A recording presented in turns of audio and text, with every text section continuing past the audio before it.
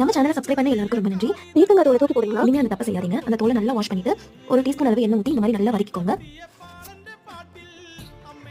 ஒரு 5 மினிட்ஸ் நல்லா வதக்கினதுக்கு அப்புறமா அதை எடுத்து தனியாக வச்சுருங்க. வீடியோ பிடிச்சிருந்தா மறக்காம லைக் பண்ணுங்க. நம்ம சேனல் பிடிச்சிருந்தா சப்ஸ்கிரைப் பண்ணிடுங்க. நிறைய பேர் சப்ஸ்கிரைப் பண்ணாம பார்த்துட்டு இருக்கீங்க. இப்போ அதே பேன்ல ஒரு டேபிள் ஸ்பூன் அளவுக்கு எண்ணெய் ஊற்றிக்கோங்க. 1 டேபிள் ஸ்பூன் கடலைப்பருப்பு, 1/2 டேபிள் ஸ்பூன் அளவுக்கு உளுந்து பருப்பு, இது ரெண்டுமே நல்லா ஃப்ரை பண்ணி எடுத்துக்கோங்க. ஒரு இனுக்கு கருவேப்பிலை, ஒரு சின்ன பாக்கு சைஸ் அளவுக்கு புளி, ஒரு 3ல இருந்து 4 காஞ்ச மிளகாய் சேர்த்துக்கோங்க. நல்லா வதக்கிட்டு இப்போ பெருங்காயத்தூள் ஒரு 2 சிட்டிகை அளவுக்கு சேர்த்துக்கோங்க.